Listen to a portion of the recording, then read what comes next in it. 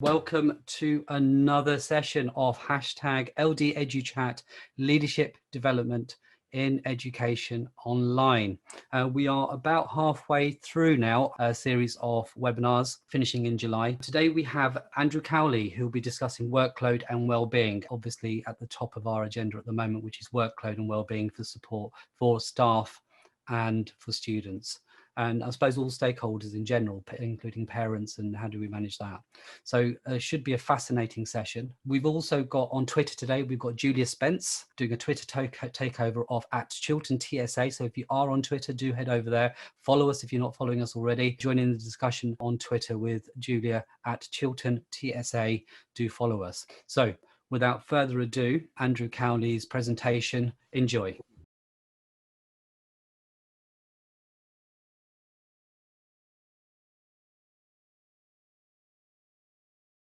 Well, good morning, everyone. Thank you for allowing me the opportunity to speak to you today. My name is Andrew Cowley, and I am a deputy head at a small primary school in South East London. You may know me from Twitter as the co-founder of the Healthy Toolkit account and blog, for which I'm the principal blogger.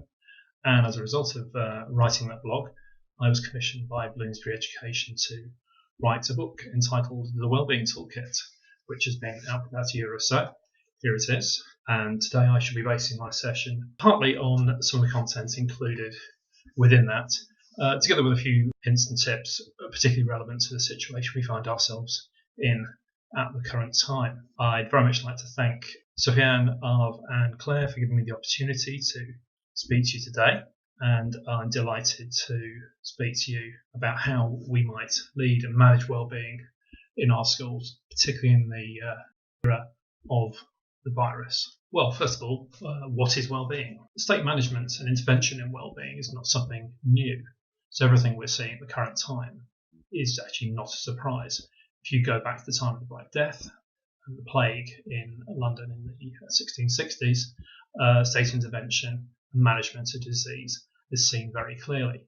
And if you want to think about social distancing, you're going to have to look at the story of the village of Isnt in Derbyshire in 1665, where they successfully socially distanced themselves from everywhere else and made sure that the disease stayed in their own village. Tragic though it was, it didn't go any further. So well-being is not new. It was Aristotle who talked about eudaimonia in ancient Greek times, but it's been on the political agenda over the last 10 years or so, and it was actually previous Prime Minister, Mr. Cameron, in his aims of opposition, who started talking about well-being as something to be aware of. And he was talking about quality of life and quality of relationships. And that's one of the crucial things in considering what well-being is. But before we look about what well-being actually looks like, I think it's worth us considering what well-being isn't. Because when I've been doing presentations to people, various parts of the country, one thing that I've heard people say, and it's I believe a myth about well-being is fluffy. It's about providing tea and coffee for the staff and the occasional afternoon off and getting away early on a Friday. It's much, much more than that. It's much more indeed than that, because we're actually talking about something that affects relationships and culture within a school. So for the first part of today, I'm going to talk about what well-being isn't. And the first thing to think about is well-being is not just about being nice. Now that actually comes from a conference I went to, the London Mayor's Conference in 2017, and there was a discussion about retention and recruitment. And as we broke down into small groups, a school leader very genuinely said, well, perhaps we could try this well-being. Isn't that just being nice? And that has stuck with me, because well-being isn't just about being nice. Because if you're simply nice to your staff, while that is a good human quality, if you are simply nice all the time, you could simply be taken advantage of. You might end up doing everyone else's playground duty, making sure that people had the opportunity to go out of school at any opportunity. Not the best way of managing your staff. Secondly, well-being is not about being a tick box exercise. It's not something we do because we have an inspection. If we're simply doing it for that, then people are going to see straight through it. Well-being has to be much more substantial. And if you have a tick box to say, yes, we've had our day, we've had our token day in September, but a day mountain climbing, making cakes, or whatever else you're doing, including Hendian head massage in September, that's going to be no good to anyone when it comes to December. The flu season has struck. People are up to their necks in Christmas parties, end of year assessments, etc. Thirdly, wellbeing is not about mindfulness, meditation, and massage. That's not to knock those, because there are benefits in each of them. And some very good friends of mine, and I particularly referred to Adrian Bethune and Maria Brosnan, both talk very highly of the benefits that mindfulness and meditation have had to them. But those are very much individual choices. And if you've ever been to a conference where they begin with some mindfulness and meditation, a practitioner will often say, if you don't feel comfortable with this, you don't have to take part in it. And that's something that I believe that people do need to be aware of. I have seen and heard of many wellbeing days which offer some massage, some mindfulness meditation, but it's not for everyone. It has to be something that is an individual choice. Because ultimately, well-being choices are down to the individual, but for every person that wants to go and have a head massage, there's going to be someone else who'd rather dive headfirst into a chocolate ganache and a couple of glasses of Prosecco. Well-being is an individual choice. The next thing to bear in mind is that well-being is not a reactive thing. You need to be proactive. And when I've written about this, the actual expression I use is don't fly by the seat of your pants. It's very easy when talking about well-being to only think about the needs of certain people, and when things go wrong, when people are unwell, wherever it's a cause of that absence, that may be physical or mental. We don't need to go into that just at the moment. We can touch on that later. If we're purely addressing things after that absence has happened, then we have implications for timetabling and finance. If we are proactive and we consider well-being as part of ongoing school culture and relationships, we're in a position where we can anticipate some things happening. One of the crucial things with wellbeing is you need to know your staff. I've already come back to the fact that wellbeing is about relationships. I strongly believe that is the key thing. You've got good relationships in your school, you know your staff. And your staff are your starting point. If you want to get wellbeing right for your children, you need to get it right for your staff and make sure that counts. Which leads me on to my final point about what wellbeing isn't. It isn't a lottery. Don't take a chance. You can't gamble that your staff are going to be there all year round. In all the time I've been teaching, I've only once known a year, and this is my 27th year of teaching, when no teachers have been off sick. Only once. I've known occasions where virtually everyone has been off. We only have to look at the incidents of this year, where flu pre-COVID has obviously knocked a lot of people sideways, and I believe absences this year are much higher. We can't take a chance on relying on everyone being here. Wellbeing isn't a lottery. We need to be looking after everyone. So now we can move on to what wellbeing actually is. And as I said before, we need to get away from the notion that it's simply fluffy and it is tea and coffee on starter and table. It is much more than that. The first thing we need to bear in mind, particularly there where I said before about not just saving the inset day, is actually identifying that wellbeing is for every day. It needs to be an everyday thing because it needs to be in the habit of our school. And if we are making it for every day, we recognise that there are pinch points in the school calendar. For those of us in primary school, we all know too well pinch point that is Christmas, pinch point that is SATs, pinch point that comes with end of year reports, and being able to be flexible in the way that we deal with those and actually recognising those things that happen. When I've spoken about wellbeing before, I quote from what I call the most difficult week of my teaching career, and it went like this. It was the week after the October half term. On the Monday, we had a training day, followed by a full staff meeting, followed by a governing body meeting, so I was the staff governor. The Tuesday, we had a training day. A parents' evening, which ran till 9 o'clock, 6 till 9. So we didn't go home. We worked all day and then 6 till 9 afterwards. Wednesday, we had the second parents' evening, which ran till 7 o'clock. Thursday, I was English lead and we had our English coordinators meeting for our local authority. And on the Friday, given I was the only man in the school at the time. I was given the very stereotypical job of running the school football team. We had a fixture to play that day because the next week it would have been too dark. So that was the earliest night that I got home, which was, even then, on a Friday, it was 6:30. So we can see from that there's multiple pinch points all in the course of 1 week, and that has stuck with me in this time. And when I am doing things like planning the diary, I will make sure we don't have more than one big thing in a week. So parents' evening, for example, we try and avoid, where possible, having them on consecutive nights. We have them much earlier in the evening. We don't finish any later than 6:30, and that's only on one of the evenings. We would never have that coinciding with something else. We wouldn't have a staff meeting the same week, for example, and we wouldn't expect anything else to be going on at the same time at major events like major assemblies, for example.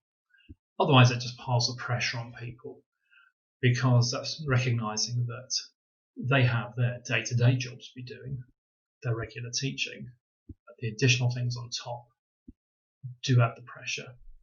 And that particular time, week after half term, I was exhausted by the end of it. Many of my other colleagues were as well. The second thing we need to consider in what wellbeing actually is it's not just for our members of staff who are ill. We need to be equally aware of our healthy and our regularly present people. I have known plenty of people who have gone a whole year or longer without a single day off sick. Those people are the ones that should not be missing out on things like PPA cover, opportunities for CPD, because other people are off sick and cover is required elsewhere. Everyone is important to the parts of the team, and we don't know what the impact of negative and sometimes toxic behaviours can be upon those people who are there all the time, who are always reliable, but sometimes never get recognised for what they do. Which leads me on to the third point. Wellbeing is there to be modelled. It needs to be modelled for what wellbeing actually looks like. That doesn't mean senior leaders getting their coat on and going at 3:30 on a Friday. It means senior leaders actually being seen to be supporting your staff and actually modelling what kind of behaviours you would like to see. It's very easy to be critical. It's much harder to be kind and reflective because it needs more in the way of thought. Being critical comes very easily. You could very easily find fault with things that people do. There are reasons why people act in certain ways, and having an understanding, having emotional intelligence to recognise how people behave is at the core of what wellbeing is. We also need to be aware that wellbeing is something that Ofsted are aware of. If you read the Wellbeing Toolkit, you see I spent some time talking to Sean Harford about wellbeing, and he very kindly gave me an afternoon of his time when we discussed what we thought wellbeing looked like and the sort of things that he would like to see when his inspectors come to school. Your staff will be asked when you're inspected about their well-being, and it will come down to a lot more than just workload initiatives. We've got 3 of those from governments and 3 very effective reports, in my opinion, on marking, feedback, planning, assessment, and I won't go on about those now. You can find those online. They are really good starting points to look at. Which leads me to my next point. Wellbeing is for everyone, every member of your staff. It's absolutely essential that we have very strong relationships in our school. The opportunities to look after our staff applies to every single one of them. And this does include SLT as well. Whilst I was researching my book, there were plenty of people that said to me, SLT don't need wellbeing, it's for everyone else. I would have thought the events of the last few weeks have shown that SLT need their wellbeing borne in mind just as much as everybody else. The stress of decisions that head teachers are having to go through and how they're going to manage returning to school, that stress is unbelievable. And we don't know that until we actually experience that. So wellbeing is for everyone. Who leads wellbeing? Very often wellbeing lead is given to somebody as an opportunity to perhaps develop their career. I believe that wellbeing needs to be led by senior leadership. It needs someone on the senior leadership team to actually take responsibility for that and speak for and advocate good wellbeing practices through what they do. Another example from the speeches I've done. Let's take someone, let's give them an unambiguous name like Sam or Alex. They're the wellbeing lead. And let's imagine there's a training day and the head teacher stands up and says, right, this year we're going to do this, this, and this. This is the deadline for this deadline for that. You need to do this, you need to do that. If you don't do this, this will happen. If you don't do that, that will happen. And then we're also a bit sad. Right, now over to Sam for wellbeing. Automatically Sam or Alex is going to feel on their guard because wellbeing is an add-on, and not being a member of the senior leadership team, they might not feel effective in what they're doing. So if you've read my book, I have said wellbeing needs to be led by senior leadership. Ultimately, the responsibility of that comes from everyone. It's not a model that needs to be delivered top down, nor do I believe it should be delivered bottom up, because both those ways you're going to get pressures that could lead to problems. The model, I believe, is what I call sideways in. Anyone can be a wellbeing leader, anyone on your staff, because everyone is taking responsibility for that. So you'll have a nominated lead, but everyone takes responsibility because everyone has the opportunity to lead and be effective. And if your practice is right, your culture is good, your relationships are sound, then people can step in and help and look after your colleagues when it's needed. So let's now talk about values that I believe can deeply affect the impact of your wellbeing program. And the first one on my list is the value of celebration. What do we do well? Plenty. What do our teachers do well? Plenty. The day-to-day, they do well. How often do we recognize that? How often do we say to everyone, what a great week you've had? Think about that for a minute. Think about the number of times you've been thanked for what you've done in the course of a year. Now, if you're not an empathetic person, you might be thinking, well, why should I be thanking someone for doing their job? Teaching is more than a job. Teaching is a calling. Many of our teachers go above and beyond what they do, particularly in recent weeks, working online, working digitally. People have had to do things that they never would have imagined before. So we are now thinking about how we mark our teachers' achievements effectively.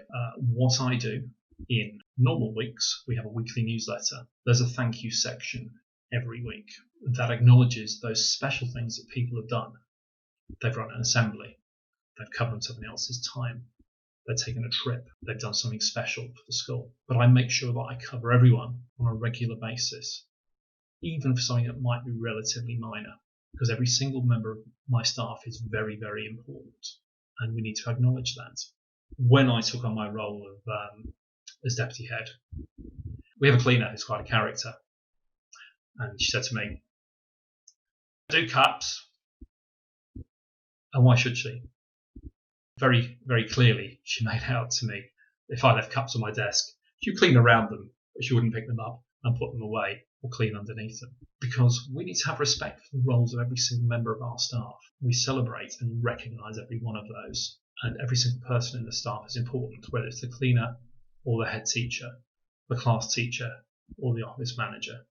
Every single one of our members of staff need recognising and celebrating. Which leads me to my second value, the value of collaboration. Without going into hashtag dream team or hashtag teamwork makes the dream work, the value of working in a team is very effective. And I make lots of comparisons in my work to effective sports teams. And the particular link I made there was to the story of Leicester City, Premier League champions in 2016. Not the most expensively assembled team, not a team of great stars, but they worked to each other's strengths and abilities to create a moment that will stay in history because they worked so effectively as a team. Any school team will need the same core. Football team has the goalkeeper, central defenders, and centre forward. You don't simply fill up the rest of the team with other bits and bobs. Same in any school. You've got a core of your office, your caretaker, in your head, everyone else.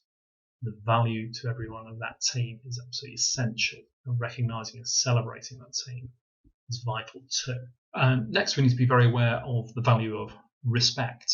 Respect is not something that we can naturally demand. It's something we have to earn.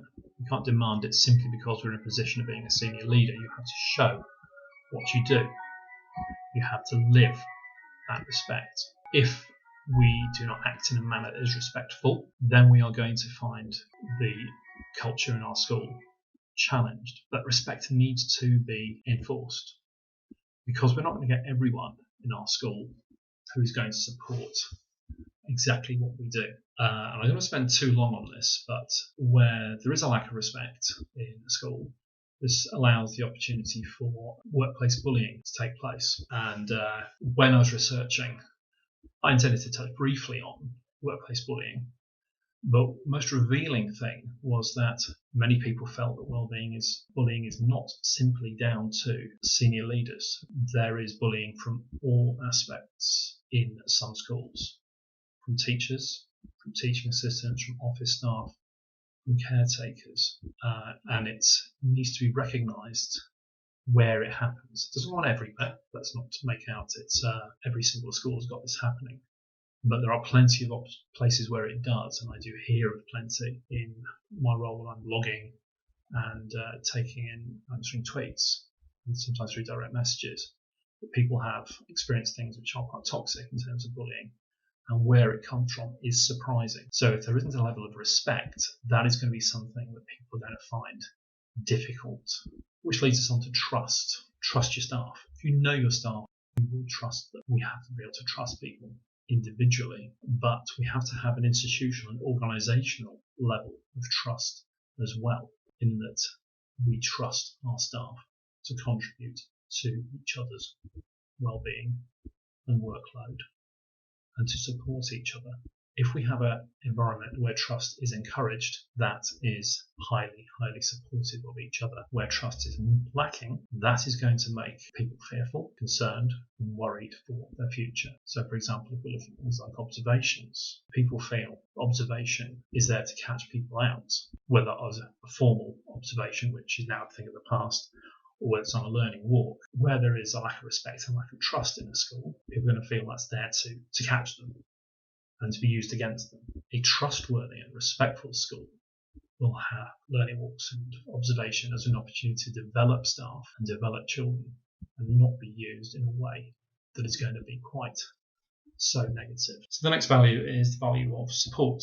How do we support our staff? And the key way I believe that we can support our staff in wellbeing is the language which we use.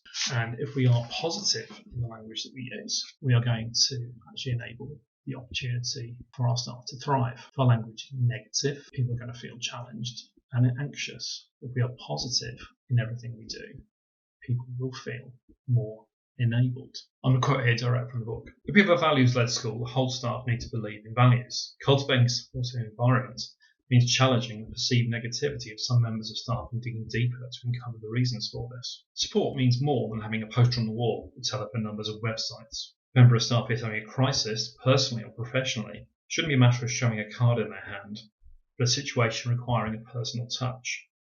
Talk, listen, and show a level of understanding.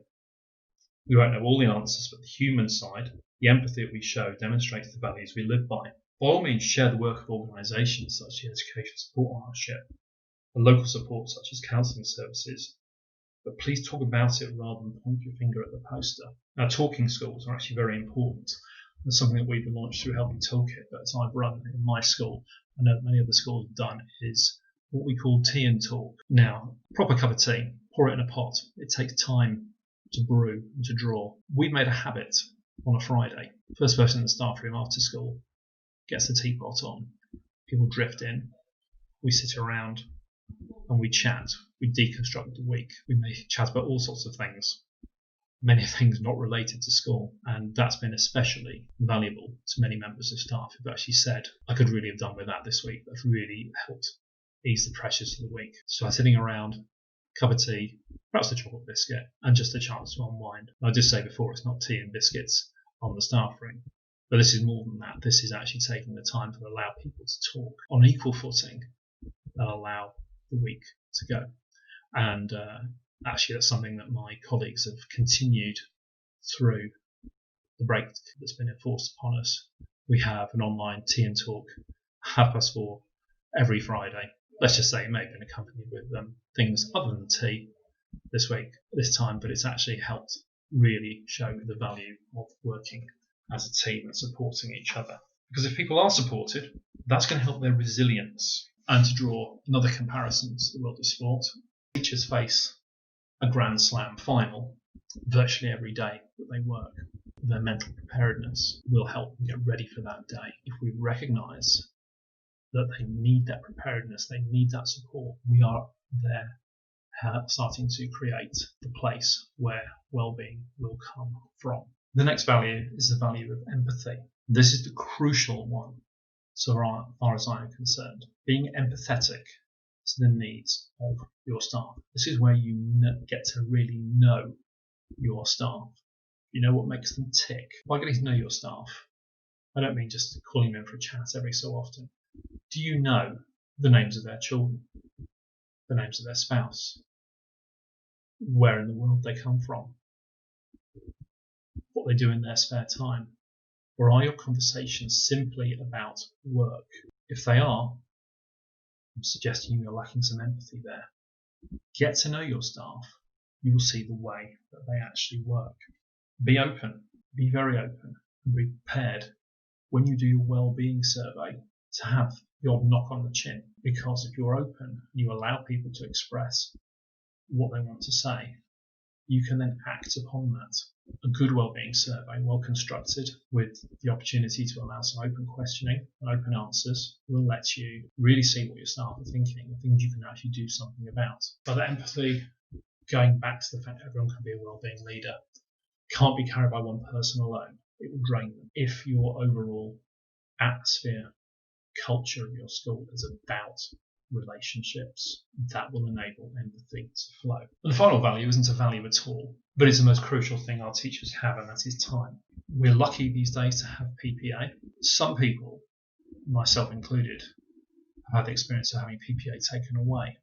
It's a valuable tool. So there's valuable 2.5 hours for a full-time teacher to have time to get their head around what's going on in class. Without it, there's that extra pressure. That half day out of the classroom is important. But think about other things about time. I already mentioned pinch points before. Think about sitting through an interminable staff meeting, having the papers read to you that are actually in front of you.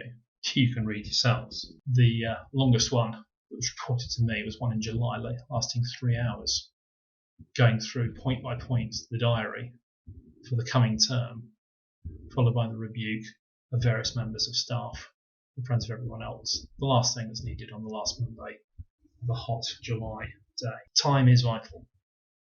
It's an important resource we have. It's our teachers to give. It is not for yours, not for you as a leader to waste. Please respect and look after the time that your colleagues have. So just to finish off the bit that I'm talking about now before questions, I'm going to read a couple more sections from the book. At the end of each chapter we have our toolkit takeaways.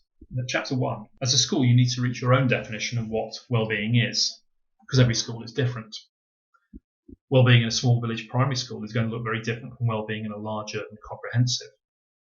In many ways, however, they will be similar, because in leading and manage wellbeing you are dealing with people, and each school's wellbeing journey is about being mapped by the relationships within that school.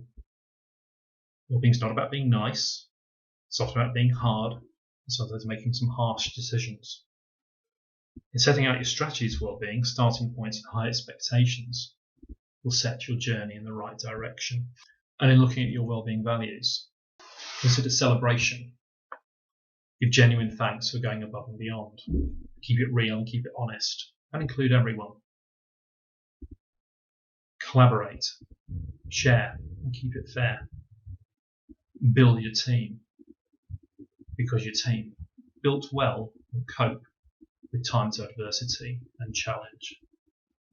And that's especially relevant to now. Respect. Have very clear rules on what respect is. And be visible. Be visible in what you do. And be a doer, not a teller. Trust. Drop the micromanagement. It's unworkable and breeds a telltale culture. Let it go and people be independent and interdependent.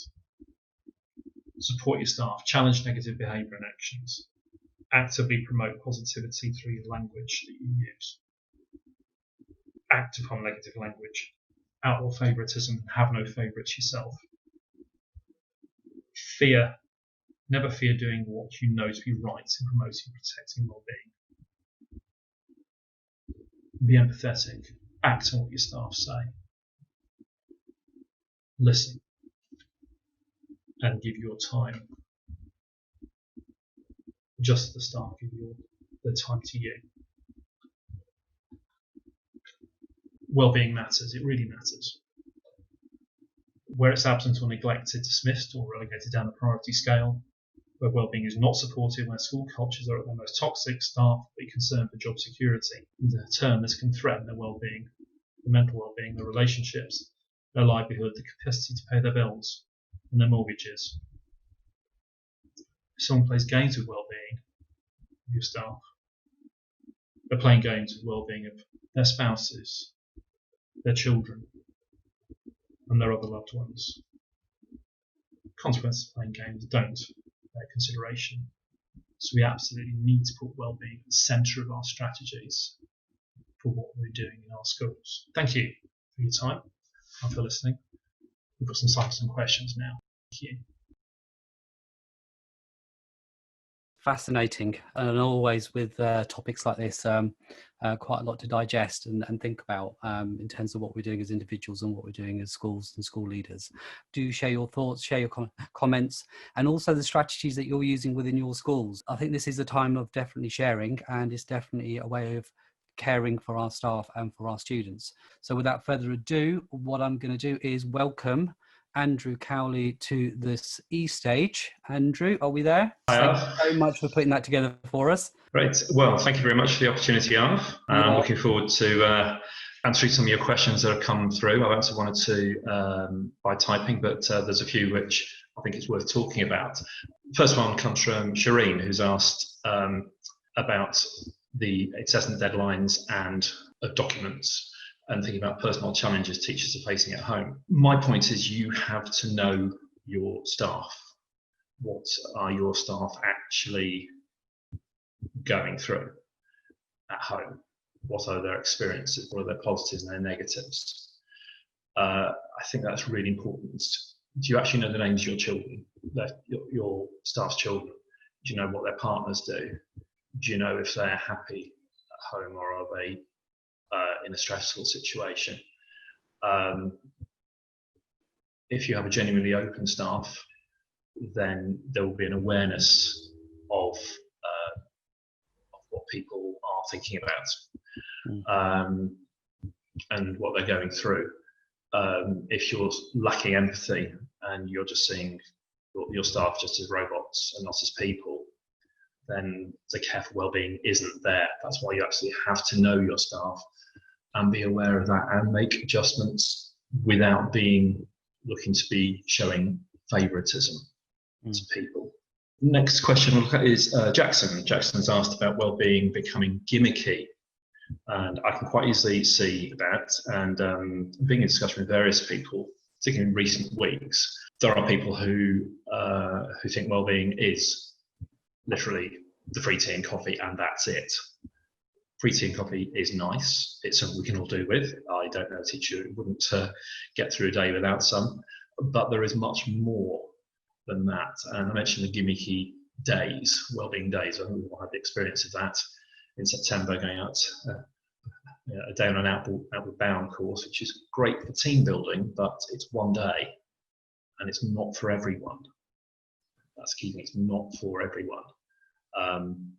Those of you who know Chris Dyson, Chris typically does days like that at the end of the summer holiday.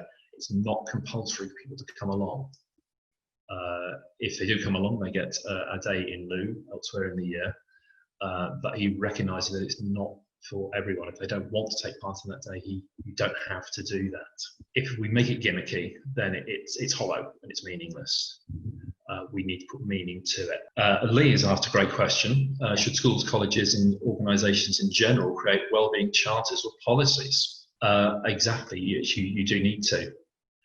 That needs to be very firmly in place, and there needs to be a very clear commitment from the school as to what their commitment to wellbeing is, and that will of course vary across schools. We have one in our school, and that's on show in the staff room and in various other places. There's lots of things we are committed to, and some of them are very obvious, like we will guarantee you will not lose your PPA time. If your PPA can't be given that regulated time, you will get it back at some point in that week. Something very obvious like that. You won't be expected to do more duties than should be someone else will cover that for you. So I think that's an important thing. Absolutely. Maureen has asked, I've heard the phrase, don't forget SLT, but how do we put it into action? Is it something more than saying, how are you, when I'm at the photocopier? Right, now this is a big one. When I was researching, a number of people said to me that they've been told SLT don't have a right to wellbeing. You need to be in early and in late. A few comments on Twitter saying SLT don't deserve wellbeing because they're the cause of the problem. Which again I wouldn't agree with, because I think if there are problems, it's often more than just what's going with SLT. It does come down to school cultures, and school cultures are driven by SLT, but fed into by everyone. That question, how are you? I wrote a blog a couple of weeks ago for Mental Health Week, asking about the question, how are you? And how genuine is it? I always think it's important that conversations begin effectively. A number of times I've been literally walking through the school door, and the first question I'm asked is not how are you, but what's wrong with the photocopier? Like I know, because I've been driving to school. And if someone asks, I will say, and how are you? Good morning. And actually make the point of having a conversation rather than going straight into work. Let's recognise that we've got routines, we're people, and that other things matter as well. Then I can get to the photocopier. Yeah, I think that echoes back to what Mary Myatt in one of our previous sessions said, that just remember that people are humans first, teachers, staff second, and from our students' point of view, they are humans first and students second. And focusing on that, and just touching on that, I mean, has the current situation where we're working in different ways in terms of the calls of time on leaders at the moment, and normally within a normal school day, where they will have 101 things to focus on, which is partly the reason why sometimes the managing of workload and stress for our leaders is difficult, and people say they don't deserve it. Are we able to work in slightly different ways now with the virtual side, in terms of we're on a platform now where we're talking with people from all over, whereas there's a need before where people have to be in certain places, for example, for meetings, being in early, and like you referenced. Is there a time now to think, can we do things differently for leaders? I think certainly the length of time that this lockdown has gone on for has certainly made a lot of people reevaluate how they work. Certainly the way we can manage our time is very different now. The principal thing as a school leader obviously is we're not dealing with day-to-day behavioural issues, which obviously takes up a lot of our time. But stresses are different. I mean, the principal stress on head teachers has obviously been the vast number of documents that have come out at very strange times of the day and night, changing the guidance. I know that's been extremely stressful for a lot of head teachers, and some of them have been literally banging their head against the wall 8 o'clock on a Friday evening. It's not the best time, but I think it's important that we do recognise that a lot has changed in the last 11 weeks now, and that now's a chance to perhaps reevaluate how we think about time and planning. Definitely. Yeah. Okay, I've got a great question from Jessica about wellbeing surveys. How do you keep it open without becoming tokenistic? You can do a search and find plenty online. They tend to be on a 1 to 5 or 1 to 10 scale. I think it's always worthwhile having a box underneath for open answers for people to say what they think could be done in place. I think you often need to offer a caveat, and the principal caveat's budget, because we'd all like to do any one of a million things, but there's no money to let that happen. In terms of things like organisation and impact of certain things, I think that's a valuable way of including people's opinions, particularly if you're remember we're talking about all staff, and staff who are often forgotten are our teaching assistants, who are pulled off timetable and shifted around sometimes at very short notice. Don't forget they have an extremely valuable role in education of our children. If they've been taking their time to train on something, I think we need to respect their skills and abilities and actually put them into the right place rather than simply use them as cover watching children. Obviously, things on a day-to-day basis, sometimes you do need to make some short-term notices, but I think on long-term, we need to be really aware of that. I had an email from a colleague in terms of they weren't able to join the session, but they wanted to have a question asked. It's from Sam Hitchcock, who's from Ardley Hill School, and he's asked, it's to do with the current situation to do with staff that have been shielding. What he's asked is that what support will be given to staff when they return from shielding. This will have had a huge impact on their mental health. So perhaps rephrase that slightly in terms of what support should be given to staff that have come out of various situations, including shielding. And looking at the poll that I put up there at the moment about return to work, you can see that, I don't know if you're able to access that at all, Andrew, that there is some concern about returning to work. Just over half the people here today have said there is some concern, and followed by very concerned at 32%, 33%. So obviously there is a level of anxiety about going back to work, which is natural, to be fair. We're coming out of a very difficult situation, but there will be people coming from various situations that they've had to deal with back into a workplace. What should schools and school leaders do to provide the support that's needed for them? I think we need to have a very open culture and be prepared to let people express their anxieties without fear of any criticism. It's very easy to quote statistics such as there's a very low rate of transmission from children, etc. But we need to recognise that there is a great deal of anxiety, and people coming from family backgrounds, their families are going to be anxious for them. We need to be open to what people's fears are going to be. We need to recognise that some people perhaps may not want to return, and think about how we support them, because they're not doing it to be difficult. They're doing it because they're genuinely concerned. And if their mental health has struggled, because I think COVID anxiety is a genuine thing, we need to be genuinely empathetic to how those people are feeling, because after all, we are all going through that as well. Heads have all got families. Heads are actually putting themselves at risk. Many head teachers have been in every single day during this period of so-called closure, already putting themselves theoretically at health risk, physical and mental health risk. And actually, just the practicalities, when we had Vick Goddard on, I'd spoken to him leading up to his session, and he was halfway through phoning his year 10 students in terms of returning to school in some form, just asking about that. And in terms of actually just making those phone calls, it was quite a stressful situation for him as a school leader. And then the following week, he said that there's been 19 bereavements of families within families of students that are in his school. And as a leader, that has got to impact you on a human and emotional level in terms of how you cope with this current situation. So like you're saying, we don't know the situation at the other end of the line when we're talking to people and their decisions, and quite often they're dealing with quite stressful situations too.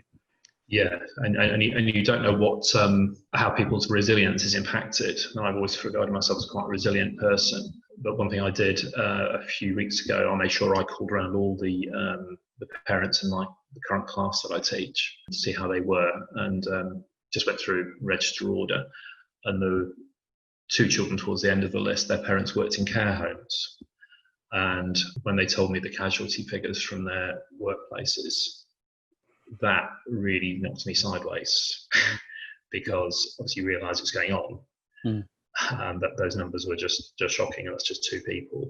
And that didn't have a direct impact on me, a more direct impact on them, but it just shows you the need to be empathetic absolutely has to be there. Yeah, absolutely. Which leads me on to a question from Hidayah, who's asked about empathy being seen as a weakness. And I've heard that before. I've heard that so many times before. You're being too kind for your own good. Actually, I don't want to work with somebody who's unkind. I want to work with somebody who's unempathetic. You actually need to be genuine in what you're doing, because if you're not, empathetic. If you're just feared, that is not something that I would particularly like and be enamoured of. Which leads me down to a question that Dawn has asked, where how do we challenge a distinct lack of well-being in school? And mentions where schools are toxic, and some people have had different experiences of different schools. Well, a few people in this group will be familiar with Emma Cowley, How to Survive in Teaching. She talks about the experience of toxic schools and says at least you have the option of getting out, which is true, but let's forget, working in London where there are a very large number of schools that people could go to, it's more challenging if you're working in a small town where there's a very limited number of schools and everyone knows each other.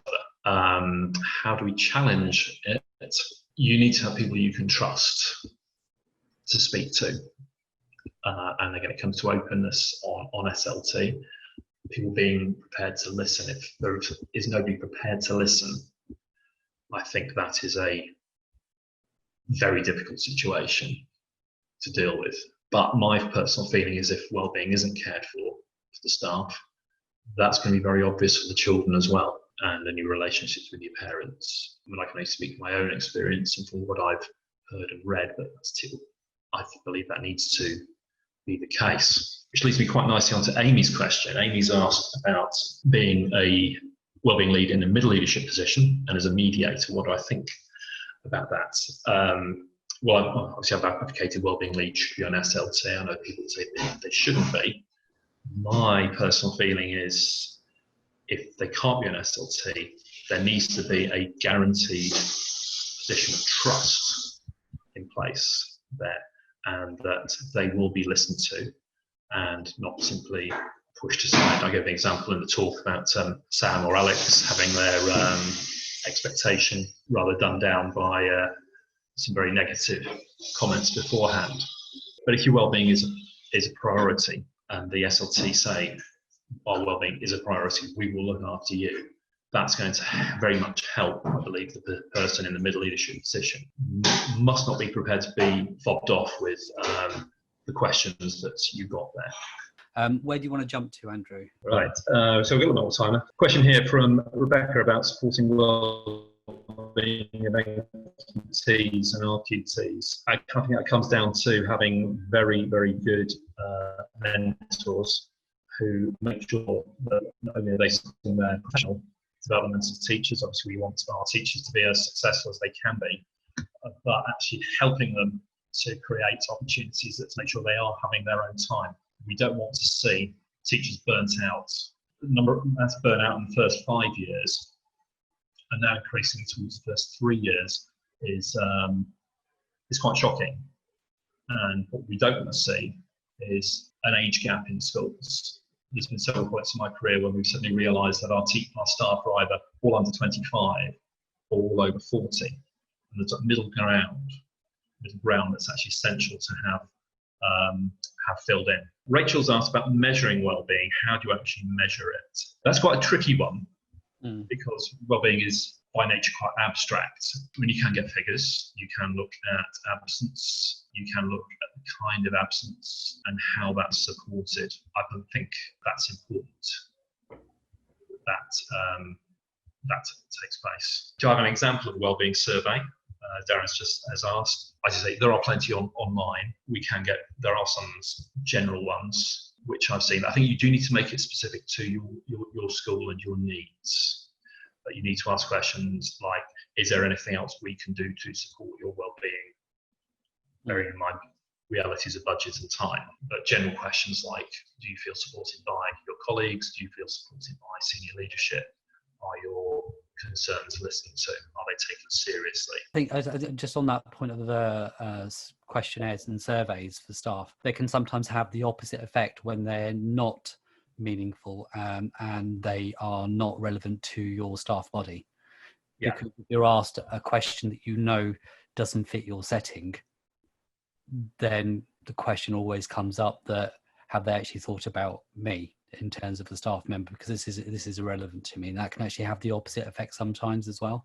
So I think what he's alluding to is that there may be some common core questions that you want to ask, like you've said, but you really, I think, do need to tailor them to your own schools. I think we've got time for one more question, looking at the time, before I wrap up. What do you want to end with, Andrew?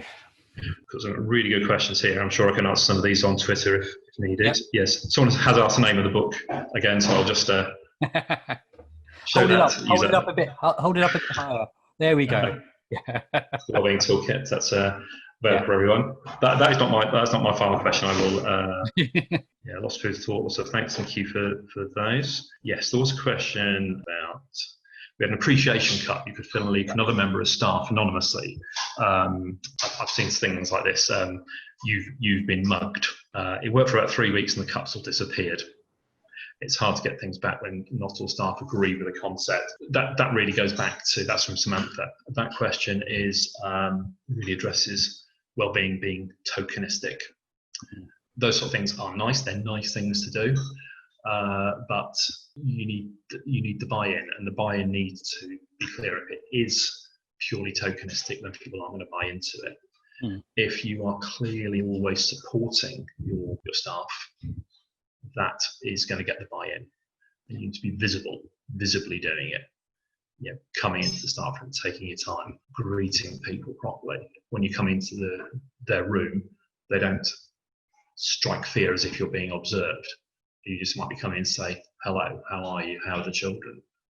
Those kinds of things all come down to the school culture. That's ultimately, it's all about culture, and it's all about relationships. That's the key thing to make the school work.